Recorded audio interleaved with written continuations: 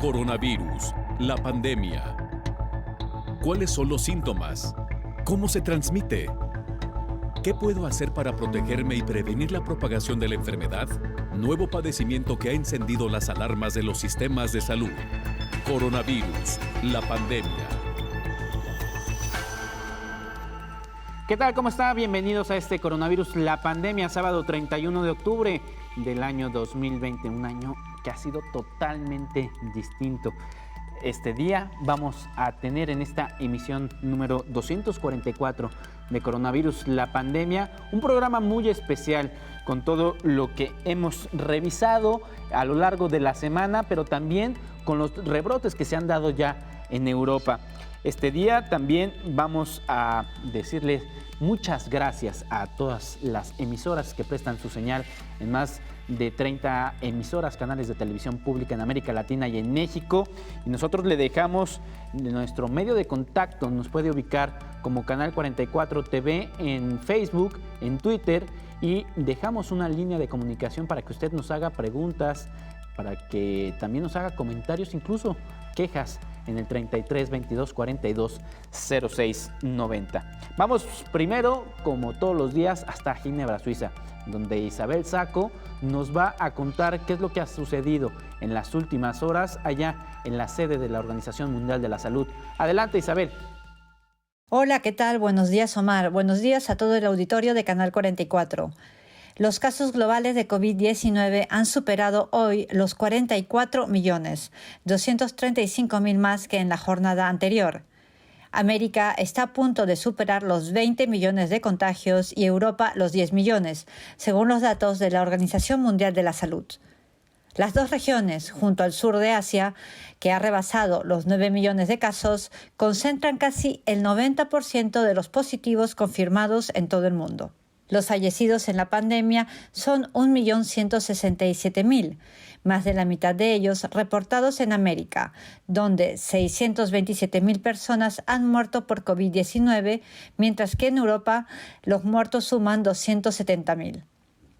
Los pacientes recuperados en el planeta son ya 32 millones y medio, un porcentaje próximo al 75% del total, pero que está en descenso debido al fuerte aumento de contagios en las últimas semanas. Por otro lado, hoy se supo que el 10% de todos los infectados en el mundo han sido miembros del personal sanitario, entre quienes han ocurrido al menos 20.000 muertes. Este dato proviene del Consejo Internacional de Enfermería, que agrupa a diversas organizaciones profesionales del sector y que ha advertido de que esta estimación podría quedarse corta y que los médicos, enfermeras y personal auxiliar que ha perecido en la lucha contra la pandemia podría ser más que los 20.000 apuntados. En esta jornada también ha destacado la noticia del hallazgo que han hecho científicos españoles y suizos que han identificado una mutación del coronavirus que está particularmente presente en la segunda ola de la pandemia que está viviendo Europa. Aunque el coronavirus causante de la COVID-19 tiene cientos de mutaciones que en lo esencial no han cambiado sus características, la variante en la que los científicos se han fijado sería la que más se ha expandido en Europa en las últimas semanas y que lo habría hecho partiendo desde España.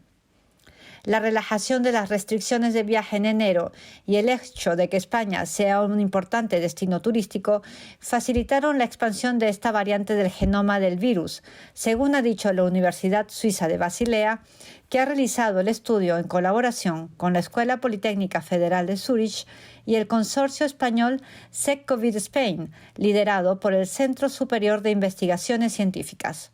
Felizmente nada indica que esta variante del virus sea más peligrosa que otras, tenga un comportamiento distinto o que sea la única prevalente en la segunda oleada europea, donde otras mutaciones han sido también identificadas. Reportó desde Ginebra Isabel Saco para el programa Coronavirus, la pandemia. Y bueno, ahí tiene usted la información de lo que ha sucedido allá en Ginebra, Suiza. Aquí, por lo pronto, pacientes con cáncer tienen más posibilidades de desarrollar un cuadro grave de COVID-19. Esta es la nota. Yo soy y voy a es el lema que marcó el Día de Lucha contra el Cáncer este 2020, sin imaginar los graves daños que ocasionaría la pandemia COVID-19 a un año de permanecer en el planeta. En 10 meses, el virus ha afectado a 42.900.000 personas en su salud, un porcentaje importante con graves afectaciones, entre estos a quienes padecen cáncer. A nivel mundial, los tumores malignos son la segunda causa de muerte. Cada año se estima que pierden la vida más de 10 millones de personas. Un tercio pueden atribuirse a factores de riesgo prevenibles, como el sobrepeso, la obesidad, una dieta malsana, la inactividad, el consumo de tabaco y de alcohol. Con la pandemia COVID-19, el cáncer es un factor de riesgo de infección por el virus SARS-CoV-2, de presentar la enfermedad de manera grave y fallecer. De acuerdo con un informe de la Organización Mundial de la Salud, el riesgo puede deberse a la interferencia maligna con la función inmunitaria. Asimismo, en quienes tiene o tuvieron de manera reciente neoplasia maligna hematológica, padecen la enfermedad metastásica avanzada o sufren inmunodepresión profunda. Por ejemplo, los pacientes que se someten a quimioterapia activa o aquellos que tuvieron un trasplante o cirugía de médula ósea. El informe también señala que aquellos con antecedentes de cáncer están excesivamente representados no solo entre los casos positivos de SARS-CoV-2 en general, sino que también entre aquellos que experimentan una progresión de la enfermedad grave. El informe de la OMS también muestra que en un estudio multicéntrico de China se demostró que los pacientes con cáncer tenían más probabilidad de lo que se pensaba de desarrollar un cuadro grave de COVID-19. Además, según un análisis emparejado por puntuaje de propensión en que se normalizó la edad del paciente, los antecedentes de cáncer aumentaba el número de muerte por COVID-19. Del mismo modo, en un estudio de 17.4 millones de adultos en Reino Unido se comprobó que una historia clínica con cáncer no hematológico diagnosticado menos de un año antes era un factor de riesgo independiente de mortalidad por COVID-19, incluso después de ajustar la edad, el sexo y otras comorbilidades de los pacientes. Ante estos hallazgos, la OMS concluye que es necesario recopilar más información para analizar la asociación entre el cáncer y COVID-19. Aún los estudios son limitativos. Lamentablemente, en la primera etapa del confinamiento por la pandemia en varios países, los diagnósticos nuevos por cáncer descendió en 25% y un porcentaje importante de pacientes que estaban bajo observación dejaron de acudir ante la interrupción total o parcial de los servicios de tratamiento. La COVID-19 no solo vino a alertar al sistema de salud sobre las enfermedades que prevalecen en el mundo, sino que también abrió el telón de que aún falta mejorar la atención de los pacientes con enfermedades crónicas como el cáncer. Informó Isaura López Villalobos. Y aquí en el estudio, el infectólogo Héctor Raúl Pérez Gómez advierte sobre los diferentes factores de riesgo para el desarrollo de distintos tipos de cáncer, así como su evolución y pronóstico. La definición de cáncer es crecimiento desproporcionado y anormal de células que pueden generar ya sea tumores o que pueden generar enfermedades no tumorales, pero en donde estas células anormales pueden producir múltiples efectos nocivos. Por ejemplo, podemos hablar de cáncer y hablar de un tumor en específico localizado en algún órgano, pero también podemos hablar de cáncer cuando se presenta leucemia, es una forma de cáncer que afecta a las células sanguíneas. Entonces, crecimiento anormal, excesivo y desorganizado de células corporales. ¿En qué momento este crecimiento empieza a ser un problema? Bueno, puede empezar a hacerlo desde muy temprano evolución de la enfermedad. Cada tipo de cáncer se comporta diferente. Hay algunas formas de cáncer que son más agresivas y cuya evolución es mucho más rápida a generar tanto metástasis, que es la aparición de células de esta malignidad en otras partes del cuerpo, o también puede generar masa ocupativa que afecta el funcionamiento del órgano en cuestión o de otros órganos, y algunos tipos de cáncer, bueno, pueden producir sustancias u hormonas de forma anormal, de tal suerte que pueden provocar también trastornos fisiológicos diversos. Por ejemplo, no es lo mismo un tumor de 3 centímetros en el sistema nervioso central que tratándose la cavidad craneana de una cavidad pequeña, pero además plenamente ocupada por el cerebro y las estructuras neuronales centrales, en donde una tumoración, incluso pequeña, puede empezar a generar un síndrome de cráneo hipertensión. A una tumoración del mismo tamaño, por ejemplo, en la cavidad torácica, en donde hay más espacio y por lo tanto la compresión que pueda generar esa tumoración puede no ser por el momento tan significativa, pero también depende del sitio en donde esté localizada esa tumoración. Entonces, el cáncer tiene en su evolución y en su pronóstico varios factores que se deben considerar. Número 1, las características de las células afectadas, porque algunas crecen más rápido, algunas pueden diseminar de forma más rápida. Número 2, la localización del tumor. Número 3, la presencia o no de ganglios linfáticos afectados también por la tumoración en la cercanía de la misma. Número 4, el si hay o no metástasis, precisamente la diseminación de estas células a otros órganos. Y número 5, el si la tumoración en cuestión está produciendo sustancias que anormalmente podrían estar generando efectos contra la fisiología normal del organismo. Con esta información vamos a la primera pausa. Continuamos aquí en Coronavirus, la pandemia. No le cambie.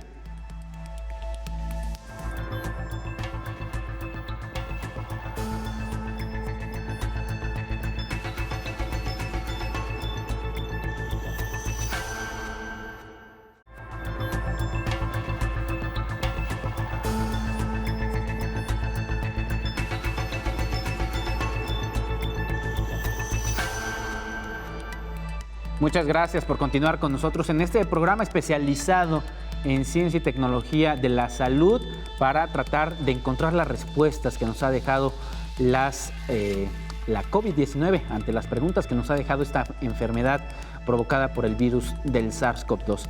Esta semana le dedicamos el espacio a los diferentes tipos de cáncer. Hay pacientes con cáncer que tienen mayor riesgo de agravarse una vez que transitan con la enfermedad de la COVID-19. El cáncer es un problema importante de salud pública con una alta mortalidad. Ocupa los primeros lugares por causa de muerte en el mundo. En España, por ejemplo, cada año se diagnostican 277,000 casos nuevos de cáncer en España, según la Red Española de Registros de Cáncer. Los pacientes con cáncer son considerados grupo de riesgo en la pandemia por COVID-19, ya que el cáncer y los tratamientos relacionados con él, con frecuencia, causan inmunosupresión, por lo que las personas pueden ser más susceptibles a esta y otras infecciones. Los especialistas han coincidido en que los pacientes con cáncer pueden tener un mayor riesgo de COVID-19 y un peor pronóstico. Los datos disponibles hasta el momento sobre el papel del cáncer en el COVID-19 son todavía mínimos. Una revisión sistemática concluye que alrededor del 2% de los pacientes con COVID-19 tienen cáncer. Además, parece que los pacientes con neoplasias tienen más riesgos de eventos graves, como ingreso a la unidad de cuidados intensivos, ventilación mecánica o fallecimiento, y tienen una progresión más rápida de la enfermedad. Además, el riesgo de estos desenlaces fatales es mayor si el paciente ha recibido quimioterapia y cirugía recientemente. Si un paciente ha recibido tratamiento contra el cáncer en el pasado sin contar un trasplante de médula ósea, su sistema inmunitario ya no estaría comprometido. El riesgo más alto es para quienes están en tratamiento en estos momentos o acaban de detectarlo, informó Rocío López Fonseca. Y precisamente sobre este tema habló el infectólogo Héctor Raúl Pérez Gómez aquí en el estudio para hablar de las posibles complicaciones que tienen los pacientes que transitan por las dos enfermedades, un tipo de cáncer y la COVID-19.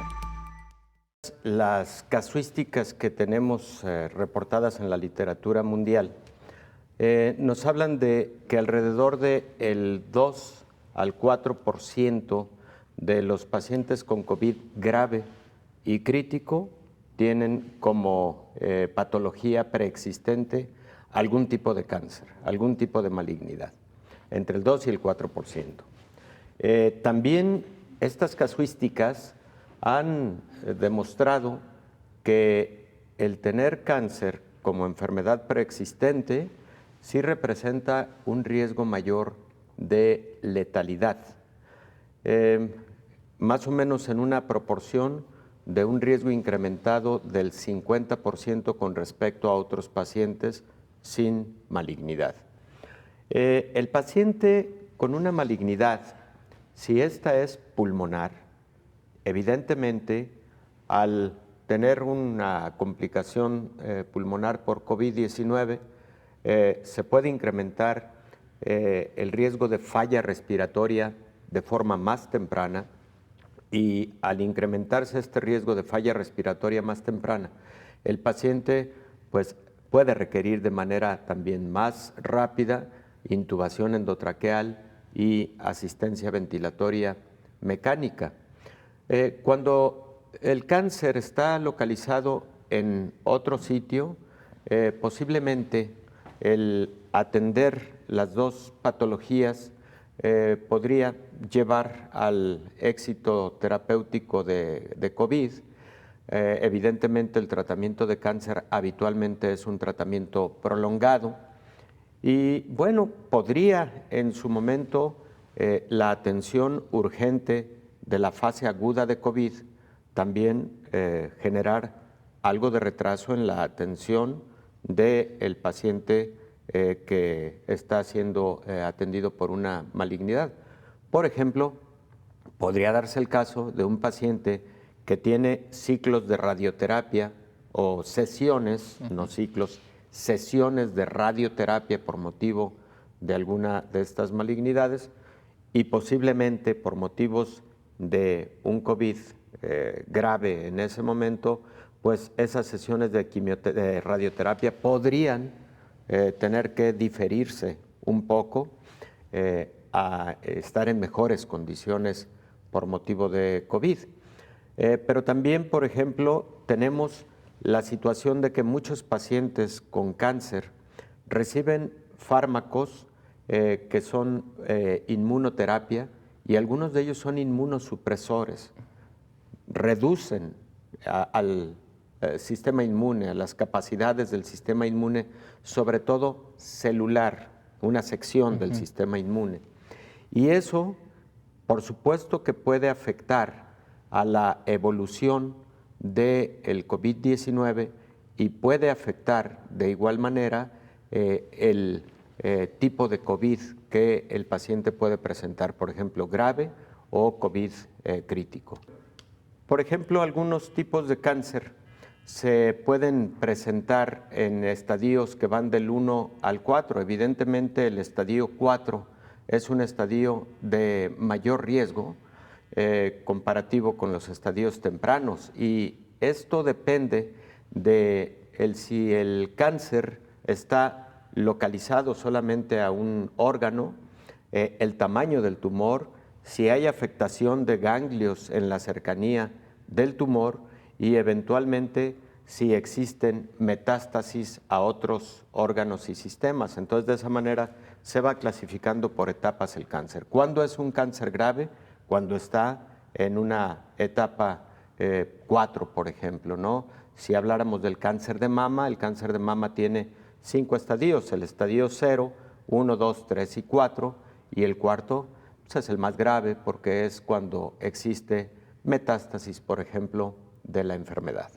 La recomendación es no deje sus tratamientos de atención integral a cáncer, y con esto me refiero a quimioterapia, radioterapia, psicoterapia, la nutrición apropiada que reciben en cuanto a consejería, los pacientes que padecen estas enfermedades, no pierda de vista que hay que cumplir con sus citas para la atención integral de su enfermedad, porque perder algunos ciclos o un ciclo de quimioterapia puede tener un significado en la evolución de la enfermedad.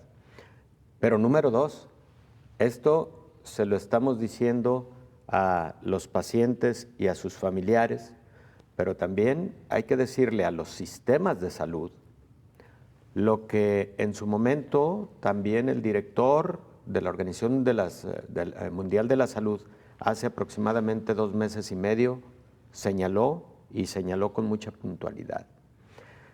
Los países no deben distraer por el COVID-19 la atención integral a las demás patologías, y esto incluye cáncer. Y no deben distraer desde un punto de vista económico, porque no deben faltar los fármacos, ni para niños con cáncer, ni para ningún sector de la población con cáncer. Deben estar ahí los insumos necesarios. Y 2, importante, muy importante, los profesionales de la salud que frecuentemente han sido también redireccionados a la atención de COVID-19.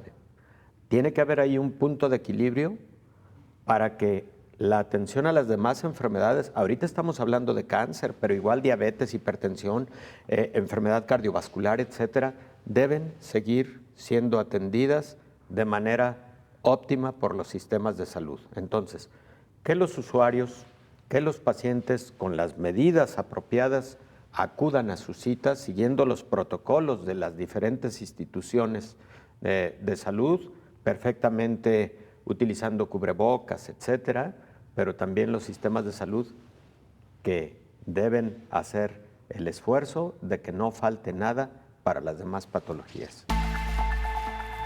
En Brasil se está dando un fuerte debate sobre la obligación que van a tener los brasileños de ponerse o no la vacuna de la COVID-19 una vez que ésta exista. ¿Qué es lo que ha sucedido? Esta semana escuchamos a Carla Lucena de Brasil para pasarnos el siguiente reporte. Buen día, Omar, un gusto saludarte y buenos días también a todos que nos asisten. Mira, los últimos días en Brasil se dio delante de una polémica alrededor de cómo será la vacuna contra el coronavirus en el país. El país no tiene aún ninguna vacuna registrada, pero el medio político ya discute si esa vacuna, cuando llegue al país, será o no obligatoria para todos los brasileños. La semana pasada, el gobernador de São Paulo, el mayor estado del país, João Dória, dijo que en su estado la vacuna será obligatoria, lo que hizo con que el presidente Jair Bolsonaro respondiera a esa declaración. En las redes sociales, el presidente dijo que en el país nadie será obligado a vacunarse. Bueno, el otro impasse también delante de la vacuna es la compra por parte del gobierno de la vacuna de China, llamada aquí en Brasil de Coronavac. El gobierno llegó a anunciar durante una reunión en la semana pasada que compraría 46 millones de dosis de Coronavac. Aquí en Brasil, esta vacuna está en estudio por parte del Instituto Butantan en asociación con la empresa china Sinovac. En consecuencia, para eso el gobierno debería emitir una nueva medida provisoria para poner a disposición alrededor de 400 millones de dólares hasta enero.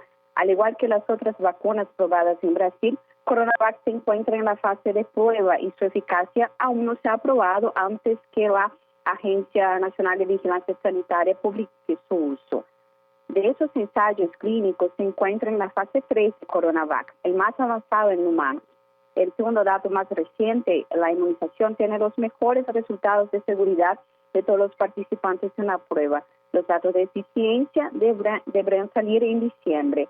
Mira, las dos polémicas, tanto de la obligación de la vacuna en Brasil como la compra de las dosis de Coronavac, llegó a la Corte de Brasil, la Corte de Justicia. El último viernes se decidió que el Pleno de la Corte irá a analizar 3 acciones que discuten esa vacunación obligatoria y también las medidas contra la pandemia de COVID-19. Hoy por la mañana el presidente Jair Bolsonaro volvió a hablar de toda esa situación y él dijo que no comprende la prisa en el desarrollo de la vacuna contra el nuevo coronavirus. Bolsonaro dijo que el gobierno no quiere pasar por alto la discusión sobre la vacuna y comprar una sustancia sin pruebas científicas. Dijo que esperaba que los resultados de las administraciones contra el COVID se publiquen para después tomar una decisión de cómo será esa distribución de la vacuna en Brasil. Y una actualización de los números, ya tenemos aquí más de 5.394.000 casos confirmados y un poco más de 157.000 muertes. Este es mi reporte desde Brasil.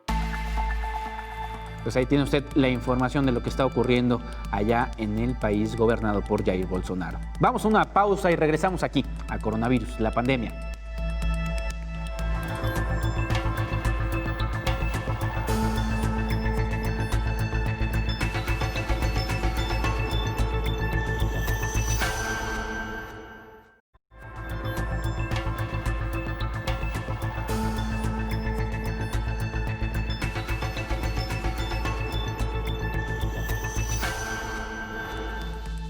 Hemos vuelto a Coronavirus, la pandemia. Muchísimas gracias por continuar con nosotros. A lo largo de 8 meses hemos podido descubrir que la COVID-19 no es una enfermedad solamente cardíaca o que afecta al sistema respiratorio. Es una enfermedad integral que afecta no solamente al organismo en su complejidad, sino que es una enfermedad integral que está afectando también al corazón. Después de los ataques del virus, el corazón podría verse afectado negativamente incluso en personas sin afecciones cardíacas previas, lo que podría provocar daños a largo plazo.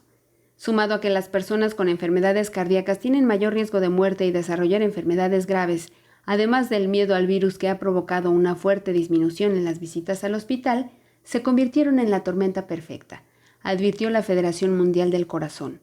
Karen Sliwa, presidenta de la organización, dijo que en estos tiempos difíciles es primordial prestar especial atención a aquellos que tienen un mayor riesgo de complicaciones por COVID-19, así como comprender mejor cómo el virus está afectando los corazones de otras personas, de gente sana.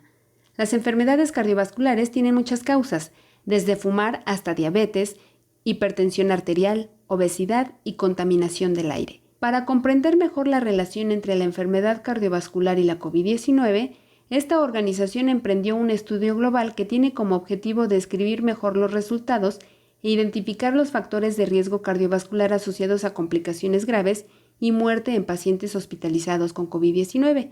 Este estudio ya está en marcha en Argentina, Bosnia y Herzegovina, Brasil, Ghana, India, Irán, Japón, Kenia, Nigeria, Pakistán, Portugal, Sudáfrica y Sudán.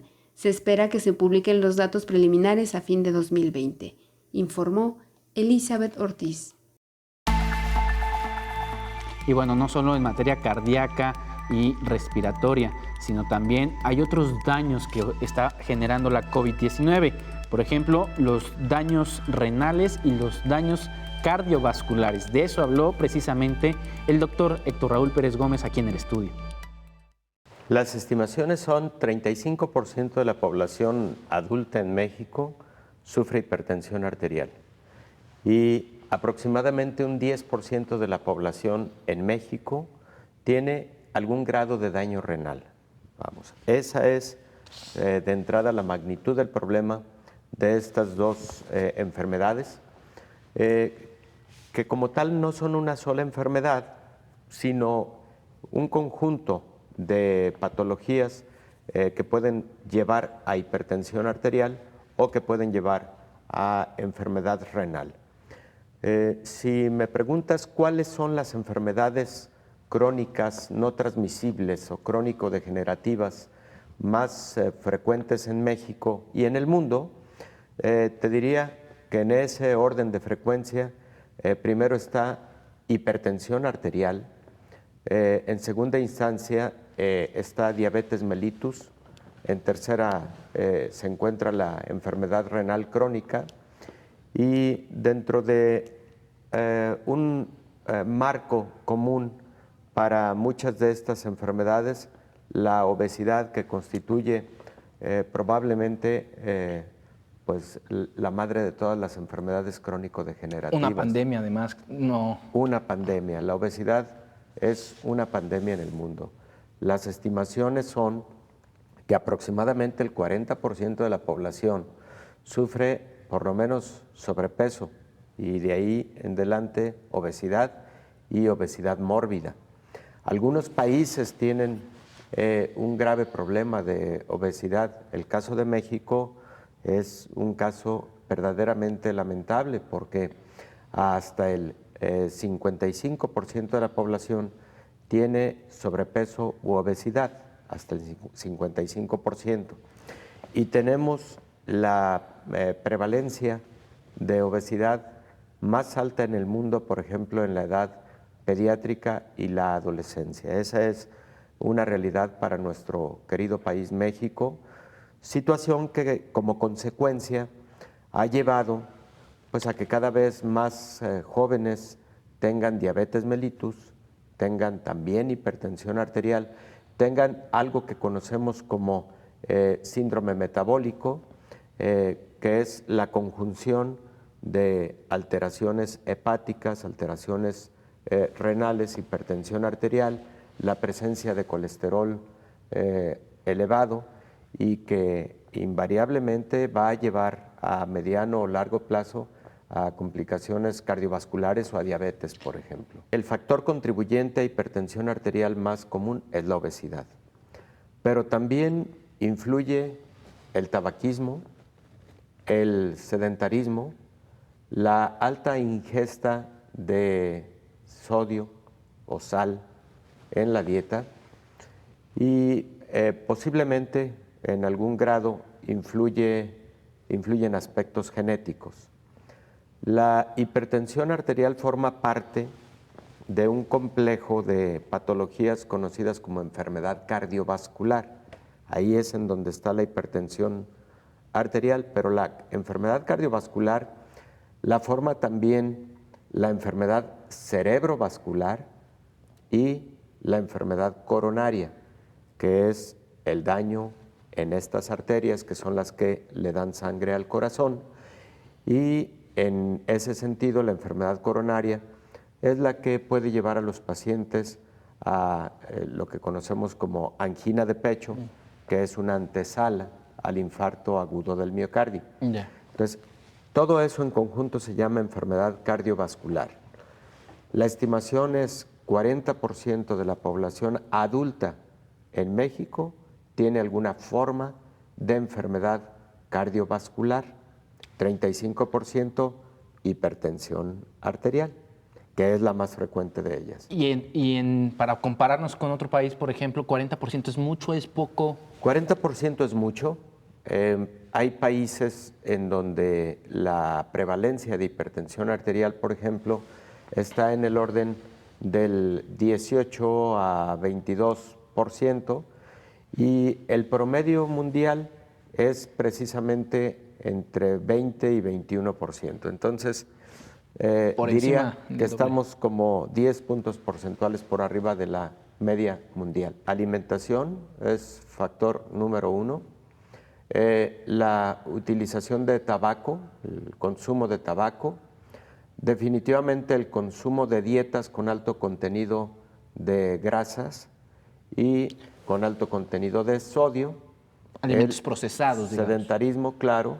Todos esos son factores contribuyentes a enfermedad cardiovascular. Estrés. Es lo que le quería preguntar. Estrés, claro.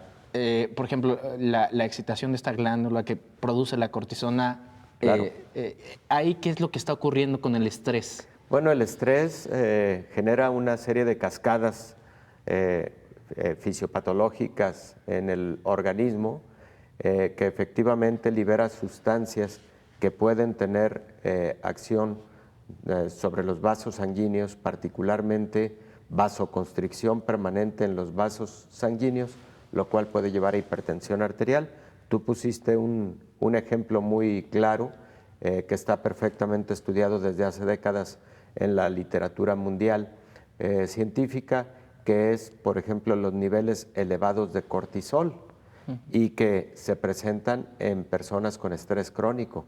pero también en personas con estrés crónico se presentan niveles elevados de otras hormonas, como por ejemplo adrenalina, noradrenalina, que son sustancias que también aumentan el tono de los vasos sanguíneos y al generarles vasoconstricción generan hipertensión arterial. Es importante que en la atención integral del paciente con COVID incluyamos el respaldo psicológico, el apoyo emocional, porque es fundamental que el paciente con COVID, aún con esa carga emocional, incluso de ansiedad y pánico en momentos por saberse enfermo por COVID, puede generar hipertensión arterial y esto a su vez puede generar también una evolución tórpida de la enfermedad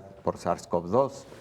Pero un poco antes de eso, Omar, es importante recordar aquí que el receptor para que el virus SARS-CoV-2 entre a las células que infecta es una enzima convertidora de angiotensina tipo 2, así se llama. Ese receptor tiene un papel fundamental en el control de la presión arterial. Ese receptor que utiliza el virus, que se apropia el virus, por decirlo de alguna manera, patológicamente se apropia, ese es un receptor fisiológico en el control de la presión arterial.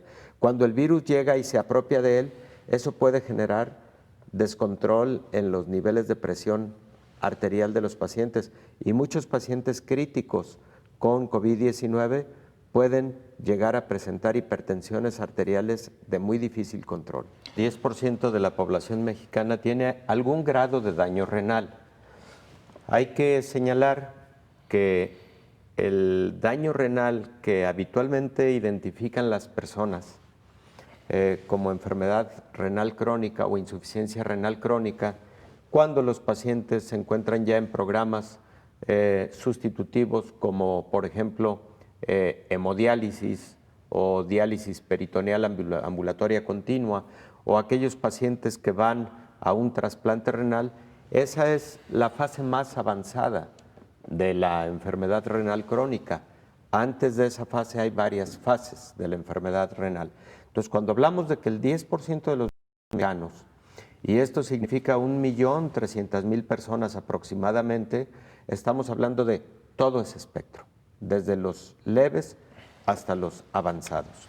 Bueno, número 2, en las casuísticas internacionales sobre COVID-19, la enfermedad renal se encuentra presente aproximadamente en el 10% de las personas que desarrollan COVID-19 y lo que está plenamente identificado es que sí es un factor de mal pronóstico la presencia de insuficiencia renal crónica, sobre todo aquellos pacientes con la forma más avanzada de la enfermedad, pero también en pacientes con riñones normales, sin ningún antecedente de enfermedad renal, que tienen COVID y que evolucionan a una forma grave o crítica del COVID, hasta el 12% al 15% de los pacientes pueden desarrollar insuficiencia renal, en este caso insuficiencia renal aguda. Claro. El COVID por sí solo puede generar daño renal. Vuelvo al tema del receptor. El riñón y los vasos sanguíneos del riñón tienen una cantidad muy grande de este receptor de la enzima convertidora de angiotensina tipo 2. Por eso el riñón es un órgano blanco de mucha avidez por parte de SARS-CoV-2. A este nuevo coronavirus le gusta mucho dañar el riñón. Pero además de lo anterior, los pacientes con COVID-19 grave o crítico frecuentemente desarrollan algo que conocemos como sepsis viral, en donde sufren estados de grave hipotensión arterial, estado de choque por la propia sepsis viral y también por sepsis bacteriana asociada al COVID. Estos estados de choque y de hipotensión severa, que frecuentemente es duradera por el tiempo que los pacientes están en la fase crítica, pueden generar daño en el riñón. No hay peor daño para el riñón que la pobre perfusión sanguínea, y esto se presenta cuando baja la presión arterial y permanentemente está en niveles bajos por choque asociado a COVID-19. Con esta información vamos a una pausa y regresamos aquí a Coronavirus, la pandemia.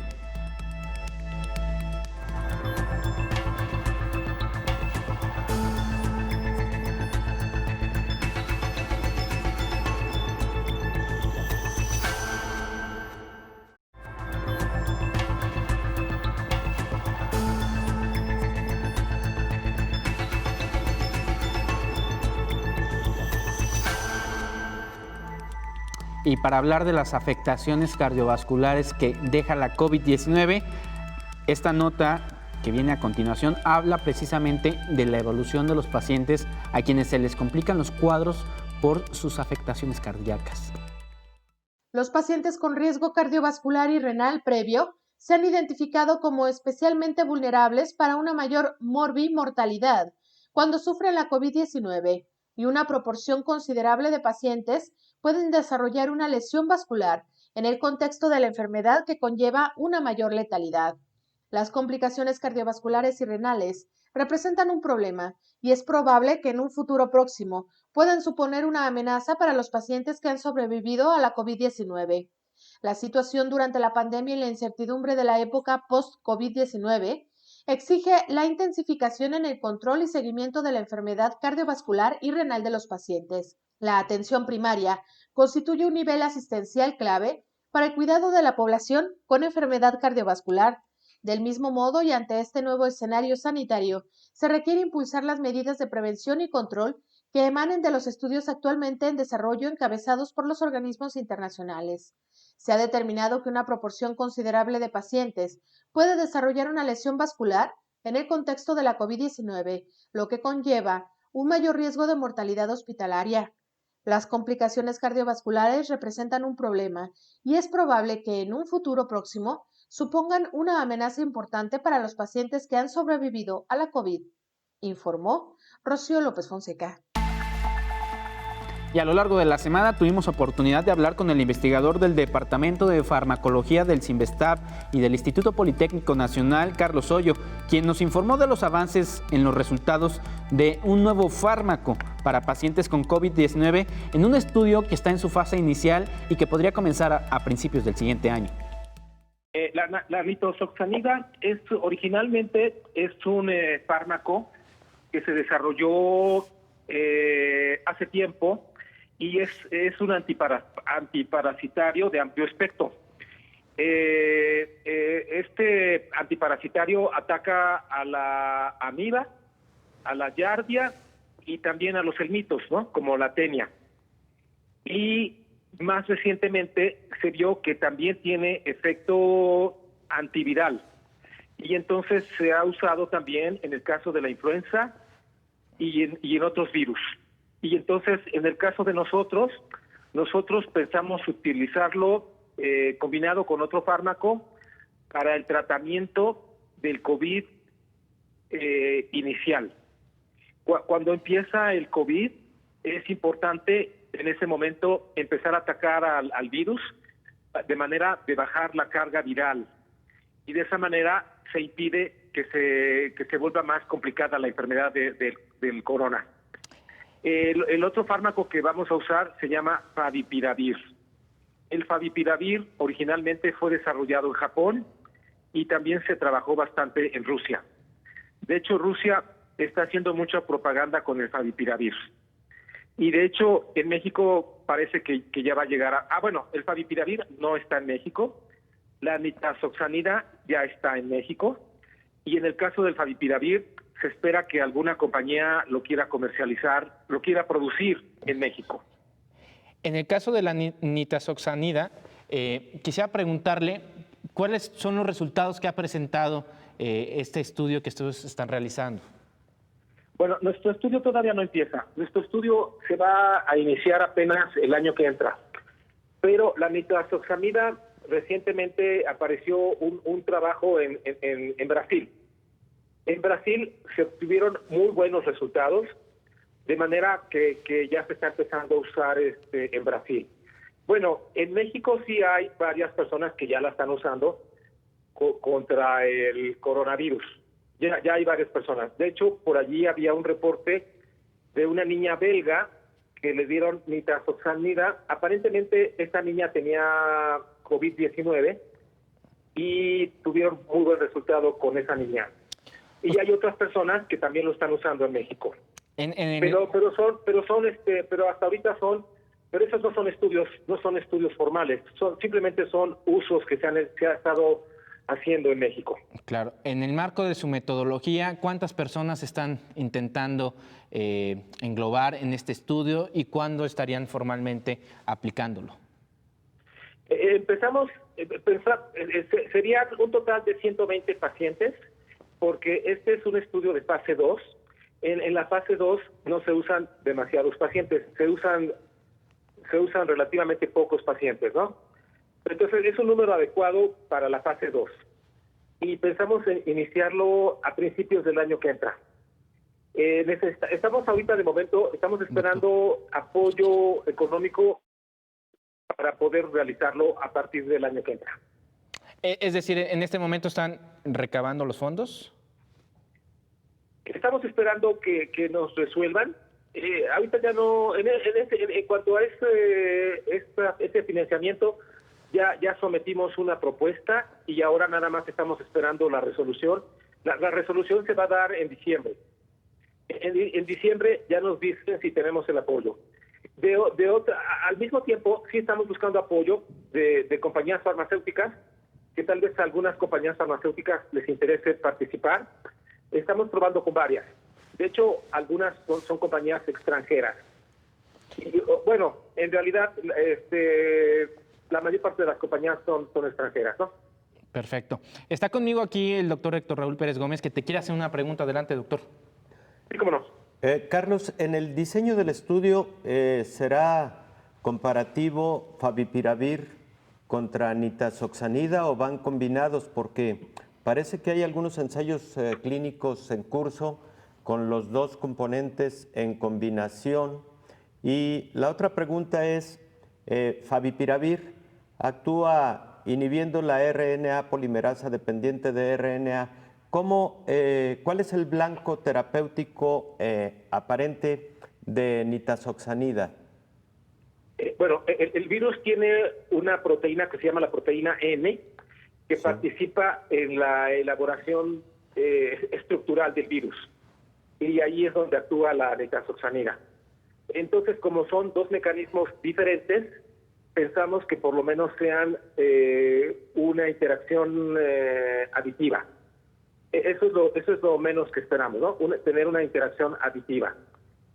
Como usted dice, el favipiravir interactúa en la polimerasa, que es otro mecanismo completamente diferente.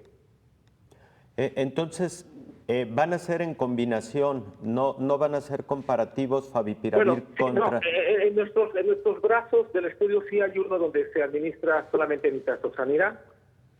Y originalmente teníamos contemplado administrar solamente favipiravir. Eso es. Pero eso ya al final se cambió y entonces nada más se va a poner un grupo de pacientes que va a recibir solamente nitazoxanida. ¿Y el otro combinado? Y el otro ya combinado, de favipiravir combinado con nitazoxanida, sí, correcto. ¿Placebo en alguno de los brazos? Sí, también vamos a poner un placebo, sí. Porque en realidad hay varias combinaciones de placebo, pero no vamos a hacer todas las combinaciones de placebos. Solamente vamos a poner un solo grupo de placebo. Eso es. Pues deseamos que sea exitoso el ensayo clínico, Carlos, porque todo el mundo estamos esperando alguna estrategia terapéutica mucho más específica y útil en pacientes con COVID-19. ¿Para cuándo estaría su estudio, perdón? Esperamos que ya el resultado final esté a finales del año 21. 2021. Lo que pasa es que vamos a meter un programa de estadística bueno, este estudio lo estamos haciendo en conjunto con dos investigadores del Reino Unido.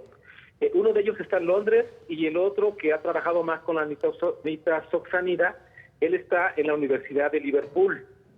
Y entonces, como tenemos que analizar los datos extensivamente, esto nos va a llevar tiempo y por eso vamos a terminar hasta finales del 2021. Hasta aquí la información en Coronavirus, la pandemia. Muchísimas gracias por estar con nosotros. Nos vemos el día de mañana. Coronavirus, la pandemia.